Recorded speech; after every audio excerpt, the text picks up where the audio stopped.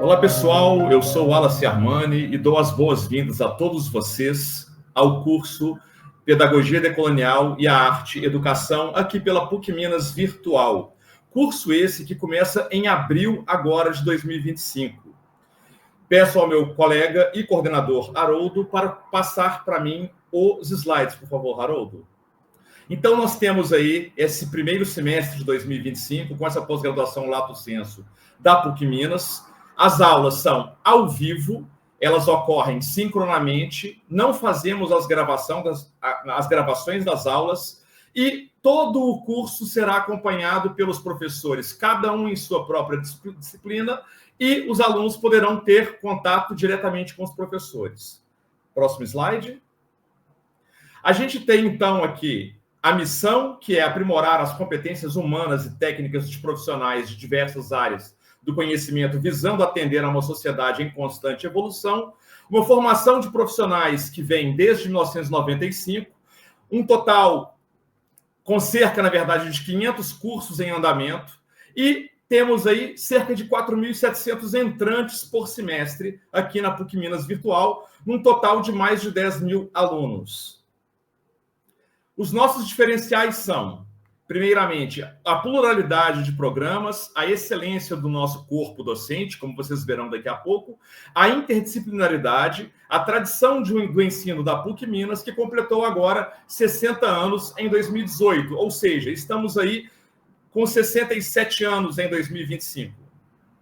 Em nossas atividades, temos, então, a educação continuada, dividida em pós-graduação Lato Sensu presencial, tanto a especialização quanto o master, a pós-graduação Lato Sensu online, com aulas ao vivo, tanto especialização e o master, que é o nosso caso aqui, a pós-graduação Lato Sensu EAD, com as videoaulas já gravadas na especialização e também o master, e a pós-graduação Lato Sensu híbrido, especialização e master, e aí, no caso, com aulas presenciais e online. Temos também aperfeiçoamento presencial e online, eventos, sejam eles jornadas, workshops, seminários e congressos, e os cursos em company, ou seja, nós, junto com a sua instituição, elaboramos cursos no formato para a empresa, e aí nós levamos o nosso conteúdo até vocês. Das áreas que nós destacamos aqui em nossos programas, nós temos arquitetura e urbanismo, artes, ciências biológicas, ciências da religião, ciências sociais, comércio exterior, comunicação, contabilidade, direito, economia criativa, educação, educação física, enfermagem, engenharia, filosofia, finanças, fisioterapia, fonoaudiologia, geografia, gerenciamento de projetos, gestão, história, marketing, medicina veterinária, meio ambiente, nutrição, odontologia, políticas públicas, processos criativos, psicologia, relações internacionais, saúde, serviço social, tecnologias digitais e, finalmente, teologia. E agora sim, já que fizemos a apresentação institucional para que vocês conheçam a PUC Minas Virtual, eu passo agora ao nosso curso, que é Pedagogia Decolonial e a Arte Educação. E aí eu jogo para vocês a seguinte pergunta, claro que é uma pergunta retórica. Quais são as conexões entre o quilombo, a aldeia e o chão da escola? Ou seja, eu destaco aqui na minha fala, na verdade, esses três elementos que eles podem nos ajudar a começarmos a pensar e a criarmos o ambiente necessário para emergirmos dentro do nosso curso. Esses três elementos, tanto eles, o quilombo, quanto a aldeia, quanto o chão de escola, são os nossos elementos suleadores aqui em nossa proposta. E aí, viemos para a nossa coordenação, que temos uma coordenação tríplice, compartilhadas entre os professores Júlio César, Haroldo Dias Lacerda e eu, Wallace Armani. O professor Júlio César da Silva, ele é doutor em filosofia, com ênfase em lógica, pela UFMG, mestre em administração, com MBA em gestão da tecnologia da informação, e é também bacharel em filosofia, além de possuir graduações em outras áreas. Já o professor Haroldo Dias Lacerda, artista visual pela EBA UFMG, com mestrado em educação pela FAI UFMG, também com formação básica em pedagogia Waldorf pelo Instituto ELO, API, professor efetivo da Universidade FUMEC e temporário na PUC Minas. Haroldo, é com você.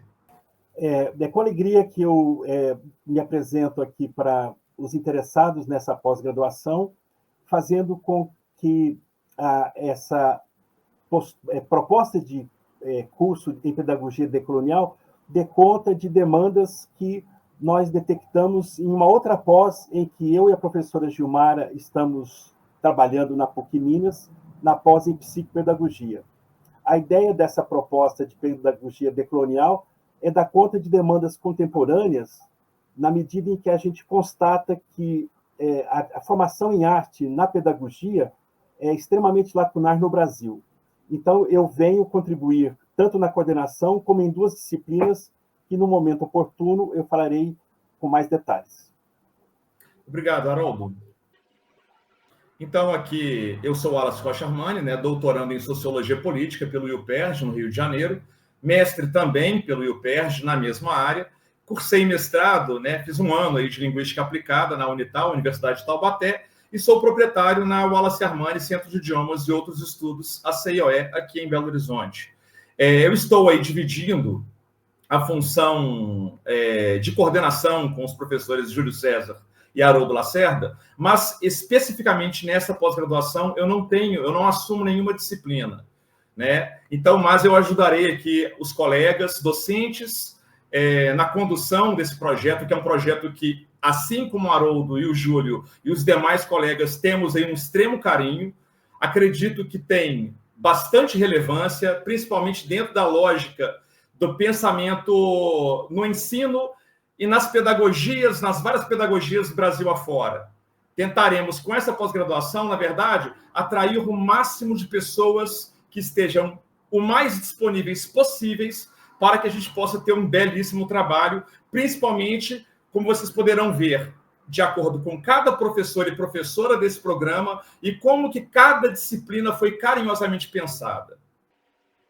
Então, apresentando aí nossos colegas e nossas colegas professores e professoras, a Maria Carolina Fecina Silva, ela é mestranda em Artes da Cena pela Escola Superior de Artes Célia Helena e Itaú Cultural, formada em direção teatral pela UFOP, especialista em gestão cultural contemporânea e em processos criativos. Mais uma vez, o professor e colega Júlio César da Silva, ele é doutor em filosofia lógica, com ênfase em lógica pela UFMG, mestre em administração, MBA em gestão de tecnologia da informação e bacharel em filosofia. O professor Haroldo, já apresentado agora há pouco, ele é artista visual pela EBA, UFMG, mestrado em educação pela FAI UFMG, com formação básica em pedagogia Waldorf pelo Instituto ELO API, professor efetivo da Universidade FUMEC e nosso colega aqui como professor temporário na PUC Minas. Haroldo. Aqui eu inicio a pós com uma disciplina cujo título tem a ver com o conceito de infanciar, onde nós procuraremos trabalhar com o conceito de infâncias minoritárias, vamos fazer uma discussão a respeito do desenho estereotipado e a formação das professoras e professores na pedagogia, faremos uma introdução à forma como o desenho é trabalhado na pedagogia Waldorf, fazendo a conexão com a minha experiência como professor, fundador do ensino médio da Escola Rudolf Steiner de Minas Gerais, o ensino médio Waldorf.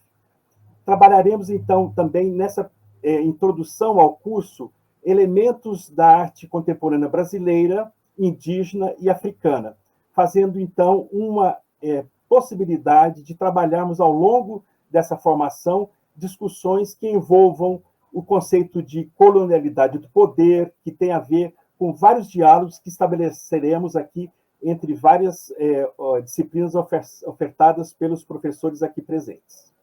Obrigado, também enfatizo que, no final dessa pós, que tem cerca de 14 disciplinas, eu volto a atuar como professor, junto com uma outra colega, para a gente estabelecer um trabalho final, onde tudo que foi trabalhado em cada disciplina, nós reuniremos num projeto de aplicação nos vários espaços formativos envolvendo a discussão da arte na educação básica. Obrigado. A próxima colega é a Gilmara Silva Souza, pedagoga e mestre em educação pela FAI UFMG, professora convidada no curso de pós-graduação Lato Sensu em psicopedagogia da PUC Minas, junto com o professor Haroldo. Gilmara. E aí, gente, que alegria estarmos aqui. A oportunidade de reverberar essa pergunta que o Wallace trouxe, né, a coordenação, de uma maneira geral, trouxeram, de pensar o território indígena, os territórios indígenas, né, na pluralidade, com certeza. Os territórios indígenas, os territórios quilombolas, e essas reverberações dentro do território escolar, pensando tanto as escolas que podem ser construídas dentro desses espaços, dentro desses lugares, e como que as escolas urbanas que não estão dentro de territórios tradicionais podem se enriquecer, podem aprender com essas práticas de resistência histórica e principalmente de contracolonização. São conceitos historicamente construídos, né, e principalmente cotidianamente semeados pelas comunidades indígenas, comunidades quilombolas, comunidades negras de terreiro, enfim, as comunidades brasileiras que produzem a si próprias, constroem as suas próprias identidades, comunidades LGBTQIAPN+, essas coletividades, elas se organizam de uma maneira a reeducar a nação brasileira. Elas fazem essa gentileza, elas têm essa generosidade conosco enquanto sociedade. E a oportunidade que a gente tem com esse curso, principalmente com a disciplina Educação para a Diversidade, que é a disciplina que eu fico muito feliz em poder participar dessa mediação, dessa condução com vocês, se dedica, né, dedica o tempo, às 32 horas, a refletir esses encontros, nessas confluências de território e de produção pedagógica e produção estética, né, nesse sentido, e como que isso pode refletir, reverberar, né, mais uma vez, nas próprias práticas das alunas, dos alunos que estão conosco, né? Dos educandos, dos aprendentes. Enfim, a gente vai refletir muito sobre sobre esses vocativos também, né? E sobre essas identidades que a escola também proporciona. Então, é uma alegria profunda. Eu tenho uma trajetória dentro da psicopedagogia enquanto formadora, pensando a educação para a diversidade, mas a minha área de especialização é dentro da educação para as relações étnico-raciais. Desde 2012, eu faço pesquisas nessa área, tanto pensando práticas pedagógicas antirracistas, como também processos de construção de identidades raciais ou étnico-raciais que sejam críticas, que sejam reflexivas sobre os seus processos de resistência e trauma, enfim. E esse processo eu venho construindo dentro de grupos de pesquisa, né, da UFMG, como o Observatório da Juventude, programações afirmativas, e de uma maneira mais dedicada e eu tenho muita sorte, assim, né? Tenho muita alegria de encontrar e de ser bem acolhida em várias comunidades quilombolas que eu pude estudar. E pude fazer a minha monografia de graduação, pude fazer a minha dissertação, né? A minha pesquisa de mestrado. E, então, esse processo de formar professoras e professores dentro do âmbito da educação escolar quilombola é uma caminhada que já tem mais de 10 anos. Tanto dentro das formações, como também em supervisão de cursos de formação de professores, e assim por diante. Então, para a gente continuar ouvindo as nossas colegas, os nossos colegas, eu deixo o meu sentimento, né, de que a gente se encontre, né, o meu desejo que a gente se encontre em breve, em abril. Um abraço, obrigada. Maravilha, Gilmara. Temos aí na sequência a professora Mariana Parreira Lara do Amaral, que é mestre em Educação pela FAI-UFMG, professora da Educação Infantil na Rede Municipal de Belo Horizonte, e o professor Rafael Augusto de Lima Barbosa, que é doutorando em Música, com ênfase em Sonologia pela UFMG, mestre em Música, em Performance Musical e licenciatura também em Música pela UFMG. Rafael, por favor. Boa noite a todos, todas, todos. Com grande entusiasmo, né, que eu apresento essa disciplina, uma das disciplinas do curso, né, que seria música, canto e outras expressões na educação básica, que é parte integrante, né, dessa pós-graduação tão importante, tão necessária que a PUC Minas traz agora, né? Quando nós pensamos em música, quando nós pensamos em música no nosso cotidiano, né, nós encontramos em diversas esferas, né?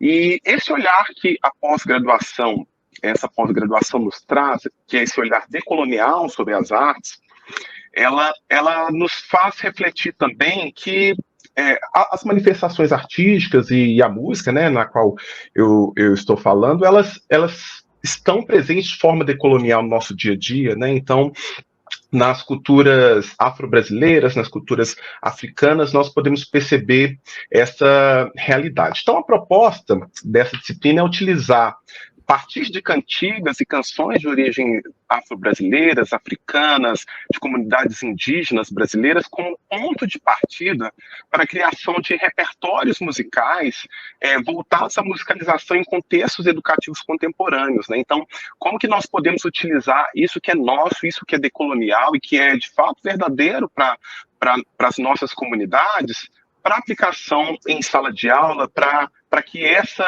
aprendizagem de música faça, de fato, algum sentido, né? Nós partimos muitas vezes dessas práticas pedagógicas a partir de olhares coloniais, a partir de estigmas coloniais que, nesse momento, nós preferimos olhar com outros olhos, né? Trazer, de fato, os saberes dos nossos povos como a grande base. Então, dentro dessa proposta, nós temos a reflexão crítica, né, e uma fundamentação antirracista para esse olhar, o uso da voz como uma ferramenta pedagógica importante, né, então a exploração da voz, da forma que ela é trazida também dentro da música, eu acho que isso é importante para que nós possamos ter esse insumo pedagógico, né.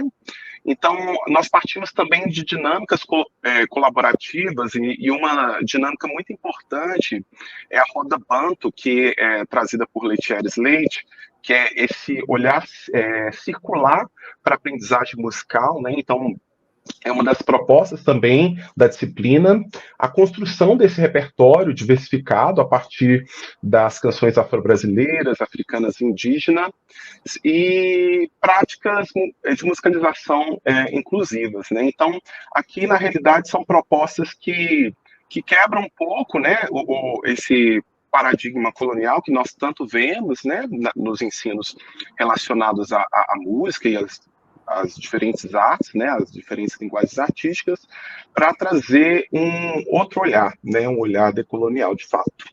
Então é isso, esse é um pouco da disciplina, usado, né, quando a gente começa a falar e começa a trazer esse monte de ideias, mas são propostas que são reais, né, então quando a gente encontra algo muito interessante que eu gosto sempre de falar, é sobre como isso já acontece, né? Então, as próprias escolas de samba, né, a forma na qual as crianças começam a aprender os instrumentos de percussão, começam a aprender os instrumentos utilizados na escola de samba, são a partir de transmissões orais, são a partir dessa forma circular de ensino, né, pedagógica. Então, eu quero propor isso dentro dessa disciplina. Muito bom, muito bom. Então, temos a professora Nina Veiga, doutora em Educação pela UFJF e a Universidade de Lisboa, mestre em Cultura e Linguagem Psicopedagoga, ela é psicopedagoga institucional e clínica, especialista em docência do ensino superior, qualificada em Pedagogia Waldorf e pedagoga terapêutica, e em Pedagogia terapêutica. Nina?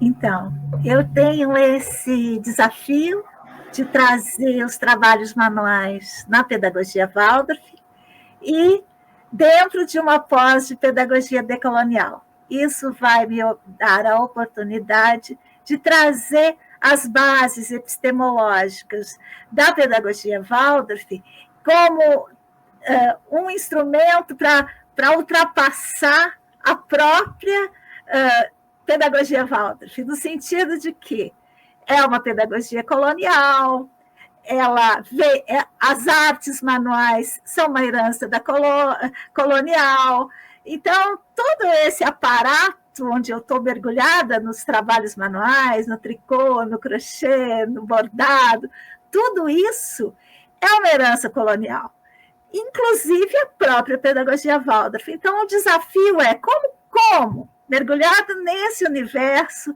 a gente ultrapassa isso e faz daquilo que é a própria pedagogia Waldorf uma ferramenta, um instrumento para nos decolonizar, digamos. Então, um pouco isso, vou trabalhar de modo prático com as atividades artísticas manuais, vou trabalhar também trazendo os elementos fundantes da criança, trazendo a organização do currículo, que vem acompanhando o desenvolvimento da criança, segundo o currículo que é aplicado nas escolas Waldorf. Vou trazer todo esse combo, mas sempre com esse motor para que tudo isso que nos chegue através da colonização, a gente possa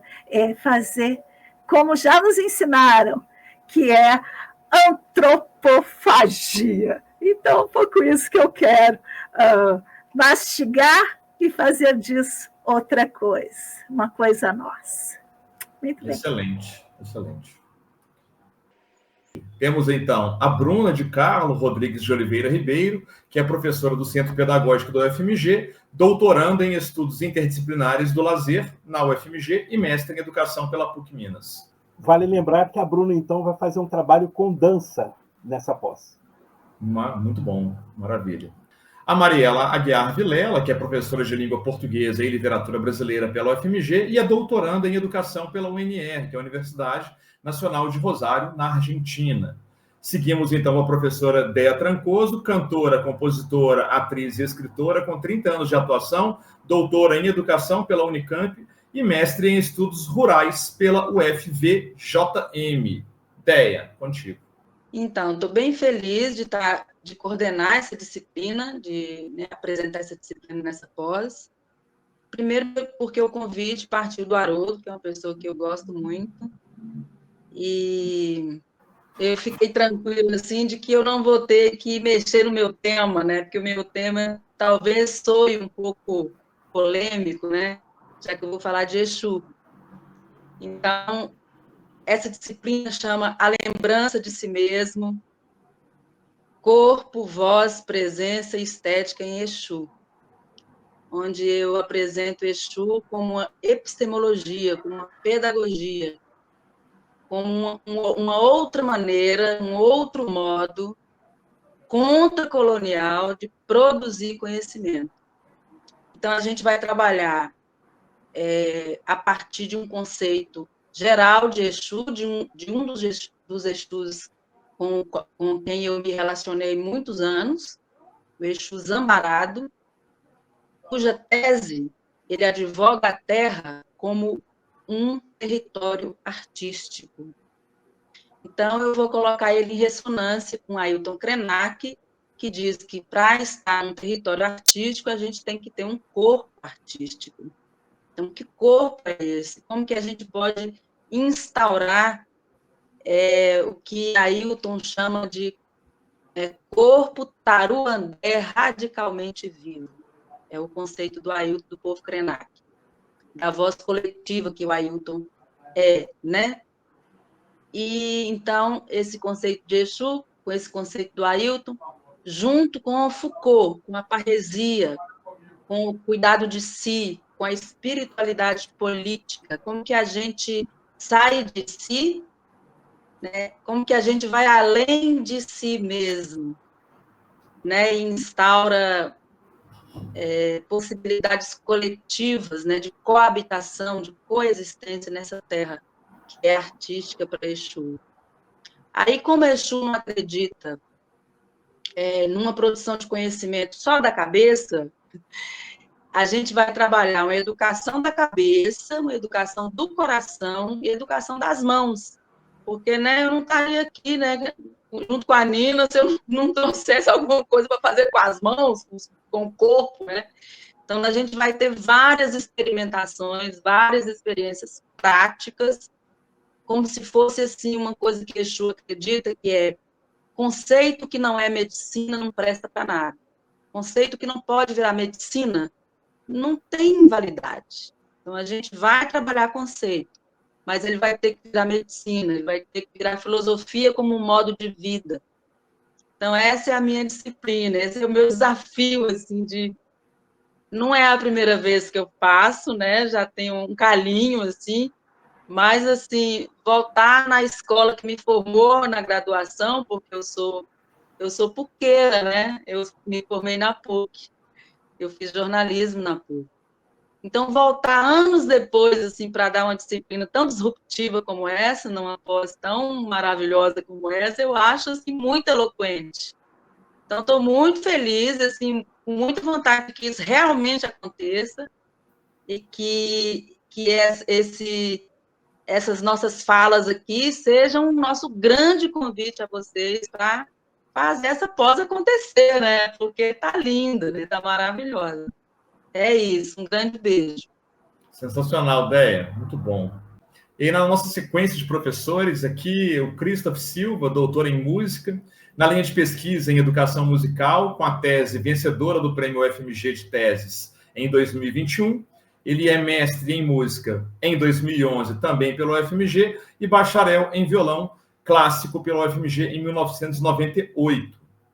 Já o Matheus Rödel, evangelista, ele é mestre em estudos literários pelo UFMG, professor da Rede Estadual de Educação, poeta, escritor e produtor audiovisual.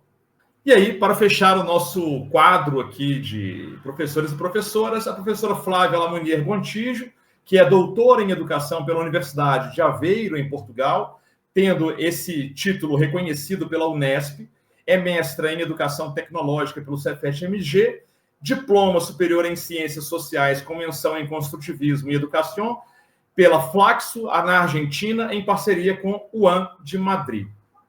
Aí agora, pessoal, eu queria tentar voltar um pouco lá no início da nossa fala. A professora Gilmara, ela chegou a dar uma pequena pincelada nisso durante o seu relato. Eu quero lembrar a vocês, lá daqueles 3 eixos sulhadores, que são o quilombo, a aldeia e o chão da escola. Quando eu falo chão da escola aqui, eu tenho que dar uma pequena ênfase para fazer um paralelo com o chão da fábrica. Então, quando eu me refiro a chão de escola, estou literalmente falando aquele local, que ele é um local de ensino-aprendizagem, mas ele também é um local de trabalho e um trabalho muito, mas muito árduo. Então, eu sempre vou criar essa conexão entre o chão da escola, na minha cabeça, às vezes até gera um ato falho. Quando eu penso em chão da escola, eu já penso em chão de fábrica. Porque é ali que o trabalho é feito, na sua melhor forma possível. Então, esse curso, ele tem essa ideia, né, de se posicionar ou de se reposicionar em múltiplos territórios.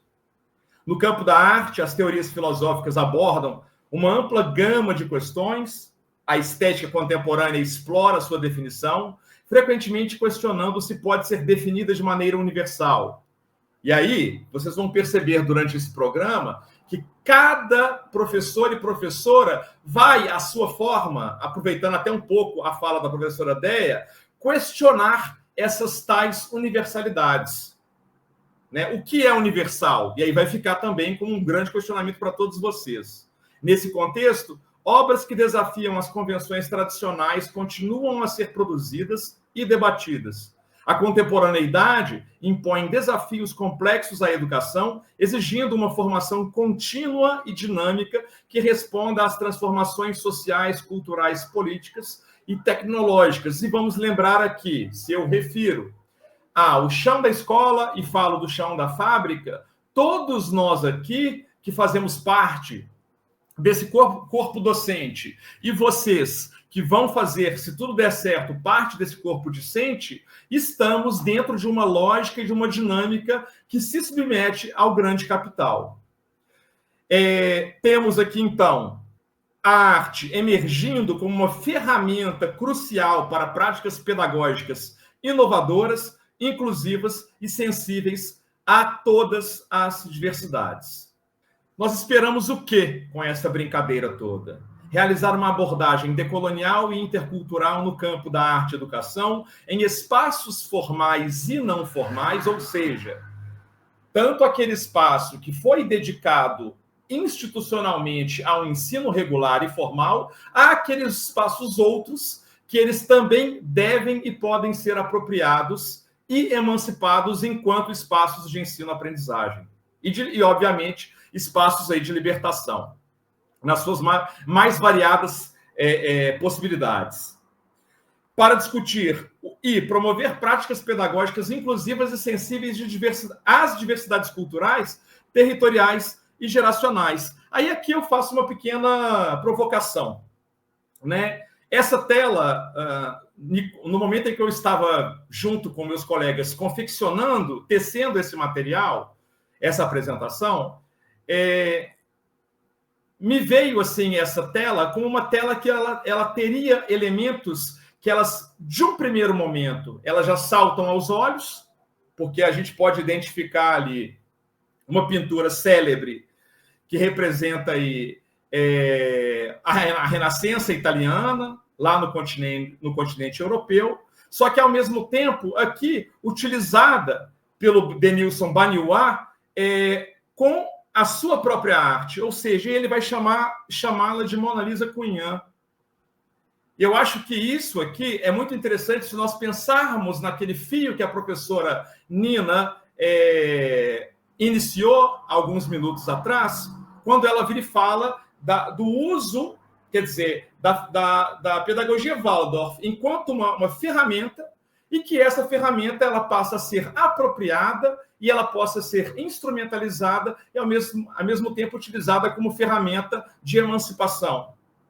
E aí, trago de novo aqui a fala da professora Nina, quando ela cita, ao final, o conceito de antropofagia, que a gente podia ver lá na Semana de Arte Moderna de 22 do século passado, né? Ou seja, nós temos a capacidade de absorvermos aquilo que nos chama atenção ou que nos é interessante, que foi parte de um legado de uma cultura tradicional colonial europeia e imperialista, e, ao mesmo tempo, temos essa capacidade de, como jiboias,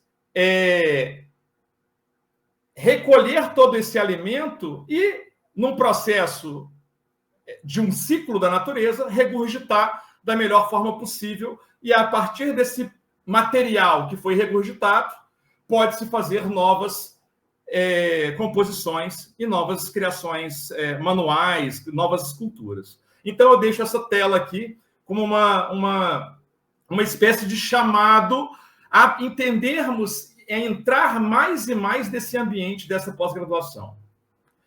Como metodologia, nós temos essa tela, que eu não vou primeiramente fazer a leitura, como eu fiz agora há pouco, da introdução da pós-graduação, mas eu coloco aí alguns instantes para que vocês tenham uma apreciação o mais global possível, sem ser guiada, sem ser conduzida pela minha própria análise e perspectiva de mundo e visão de mundo, mas que vocês possam observar toda essa imagem à frente. Eu digo isso porque, quando a gente pensa em metodologia, nós estamos dentro de uma lógica de uma pós-graduação, lato sensu, dentro de uma instituição de ensino, que é a PUC Minas, nós estamos já pensando em algo que foi gestado séculos atrás por autores aí que representaram aquilo que a gente foi chamar como pensamento humanista, que depois vai dar vazão ao racionalismo, ao iluminismo. Mas aqui a gente quer, de certa forma, mostrar que existem essas formas de pensar, mas que existem formas outras de tentarmos interpretar a realidade a qual nos cerca. Então, essa tela, eu acredito que ela seja mais potente, ela seja muito mais pujante enquanto instrumento metodológico do que uma própria explicação daquilo que a gente costumeiramente na universidade chamamos de metodologia. E aí eu passo a leitura. Essa metodologia ela será abrangente, interdisciplinar e voltada para a promoção de um ambiente de ensino-aprendizagem crítico, reflexivo. O curso prevê, e aí eu enfatizo isso por causa da fala da professora Gilmara, quando ela traz a ideia da reflexividade e da criticidade no trabalho a qual ela vai se submeter em abril. O curso prevê aulas expositivas e dialogadas com a exploração de recursos audiovisuais, atividades coletivas, aí vale lembrar as disciplinas principalmente propostas pelo professor Rafael, pela Déia e pela Nina. Temos aí também atividades coletivas para estudos de casos, projetos de trabalho, que sejam eles individuais ou em grupo, atividades práticas, possibilitando ampla interação, participação e reflexão teórico-prática das alunas. E aí a gente volta aqui àquela tela, em que essa tela ela tem um nome que, para mim, é bastante sugestivo, né? A conversa das entidades intergalácticas para decidir o futuro universal da humanidade. O artista aqui é Jaider Esbel. Quais são os nossos caminhos, né? Quais os nossos meandros aqui? Os vários caminhos que vamos levar a esse sul, que é esse curso.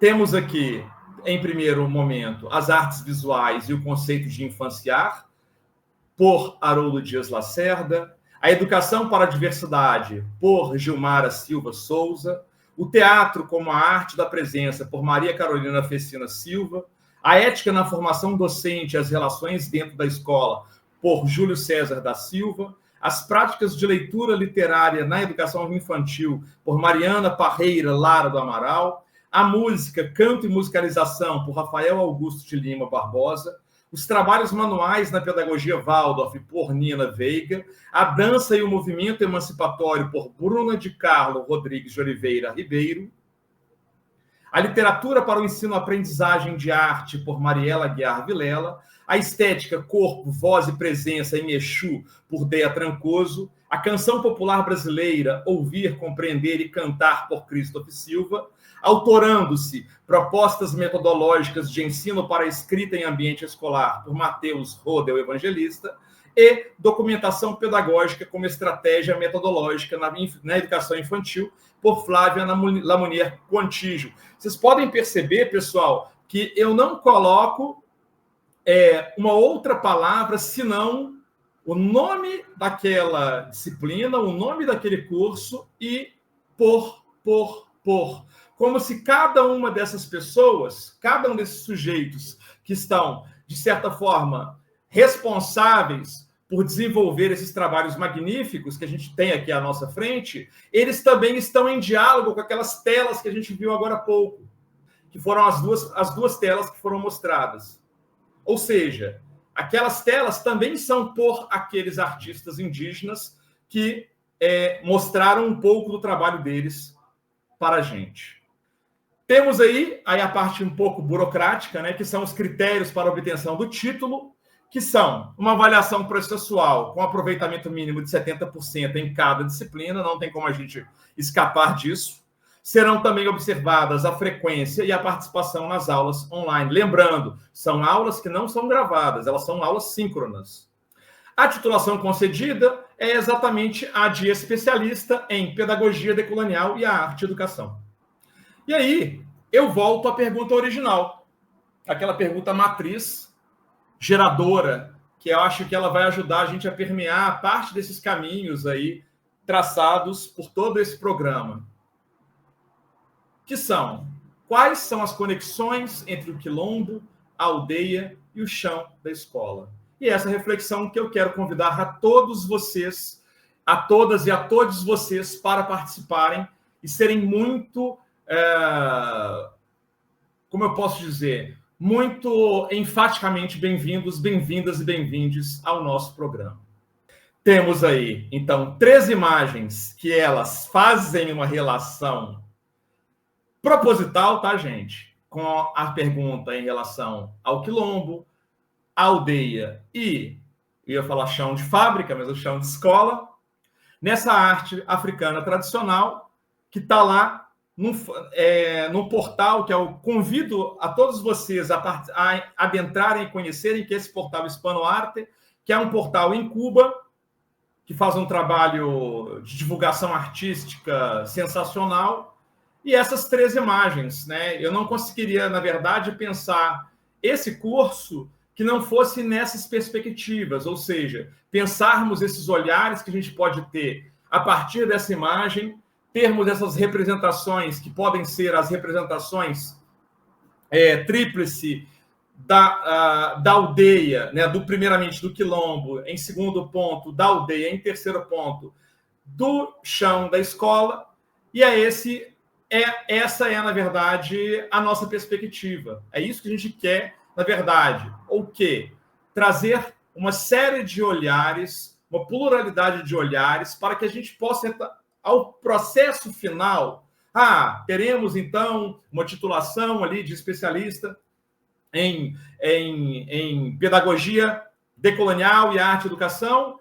Ok, do ponto de vista formal, é isso, é o que está no papel, que a burocracia da instituição acadêmica exige. Mas, ao mesmo tempo, o nosso desejo maior é que cada uma dessas pessoas que comporão o corpo de gente discente conosco poderá olhar e ter caminhos, pelo menos, a trilhar, que sejam eles os mais diversos possível.